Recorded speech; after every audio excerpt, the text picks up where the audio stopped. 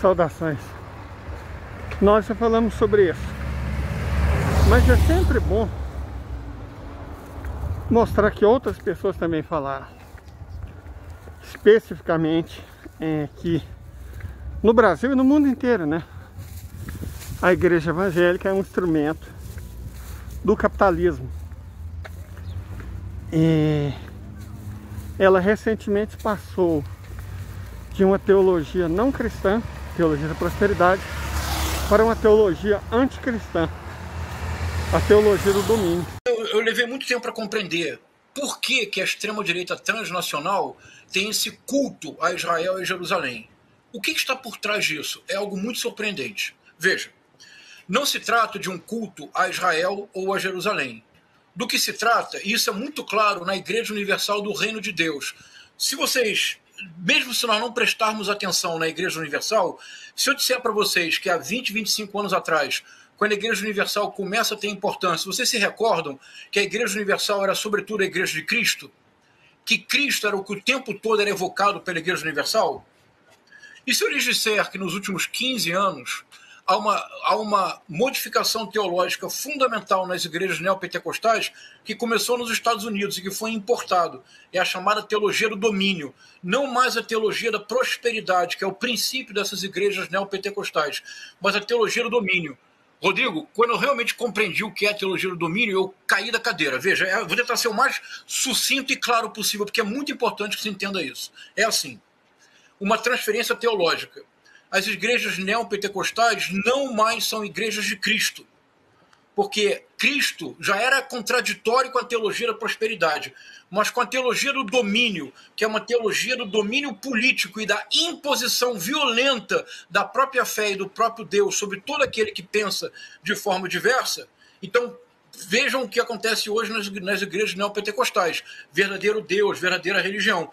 Há uma transferência radical do Novo para o Velho Testamento. Mas no Velho Testamento não é Moisés, o sábio que conduz o povo no deserto para a libertação. Não é Jó, aquele que aprende com sofrimento a amar ainda mais o seu Deus. Não é José, aquele que perdoa os irmãos. Não é Salomão, o Senhor da Justiça, capaz de dirimir questões impossíveis, usando o bom senso e buscando sempre a justiça. É o Deus para da fúria, a extrema-direita, é isso. William, para a extrema-direita transnacional, o modelo, e você verá, Rodrigo, Netanyahu, Trump, Bolsonaro, Javier Milei, o modelo é Davi. Mas não o Davi, aquele que derrota Golias, usando a astúcia e não a força. É o Davi, senhor de exército. É o Davi, senhor do império. É o Davi, aquele que uma vez, observando uma mulher no seu banho de purificação, por ela se encanta. A possui, a violenta. Betsabá, Batsheva, Betsabé, como se quiser pronunciar. Um problema, ela engravida. Problema maior, ela é casada. Problema se multiplica, ela é casada com um soldado do exército de Davi, Urias. Rodrigo, o que faz Davi? Envia Urias para a guerra. Envia Urias para a guerra como um general, como uma forma de compensar o pecado que cometeu? Envia para a frente de batalha, para que ele morra. Urias morto, ele se casa, ele adota Betsabé como uma de suas concubinas. O filho dessa união perece, juízo divino. Um dos filhos do casal é Salomão. Que coisa. A extrema-direita transnacional encontrou em Davi o modelo. Qual é o modelo? O modelo do pecador ungido. Porque não há em todo o Novo Testamento alguém que tenha pecado tanto quanto Davi. Davi cobiçou a mulher do outro, Davi matou o outro, Davi não respeitou o básico, que são dos 10 mandamentos. Ainda assim, Davi era ungido. Rodrigo, acredite, para a extrema-direita transnacional, Trump, Bolsonaro, Javier Milei, Viktor Orbán, Netanyahu são ungidos. E como se comprova isso? Pelos pecados que cometem. Sim, quanto mais pecador, de repente... Estarrecedor. Não é estarrecedor, William? É demais. Não é, Vivian? Demais. É estarrecedor. Esse é o modelo. E, sobretudo, porque Davi representa a força da espada. Não é a força da palavra. não é a força do amor, da caritas, da misericórdia, da compaixão. Davi é aquele que não se preocupa com o outro, que ignora solenemente o outro. Ele se apossa do corpo de Betsabé. Ele mata o seu marido. Ele a torna concubina. E ainda assim, ele se arrepende. E ao se arrepender, ele é ainda mais ungido.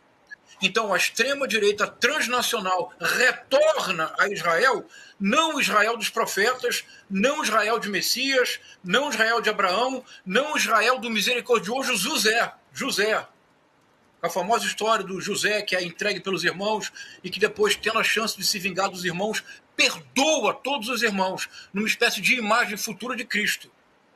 A extrema-direita se reúne a Jerusalém e a Israel, mas é preciso dizê-lo, sobretudo a Davi.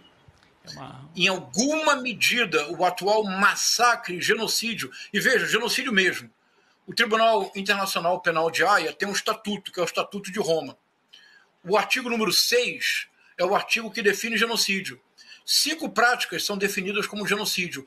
Todas estão em curso no atual massacre realizado contra os palestinos em Gaza. Então, isso me custou muito trabalho compreender. E eu acho que nós precisamos tentar tornar ao máximo essa questão uma questão do debate público. E por quê?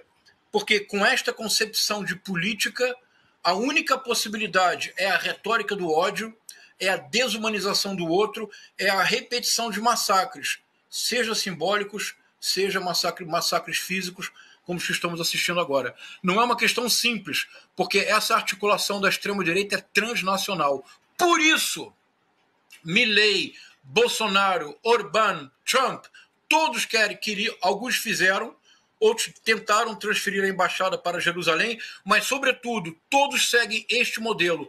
O modelo não é o modelo da misericórdia, não é o modelo da compaixão, é o modelo do império das armas. A questão é, para quem essa gente trabalha?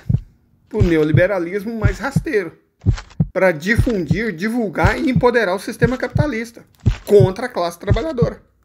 O sistema do capital sabe que ele vai criar bolsões de desempregados. E ele não quer cuidar, não tem mais a sopa das 6 para os desempregados. Entende? Quem fazia isso é a Igreja Católica.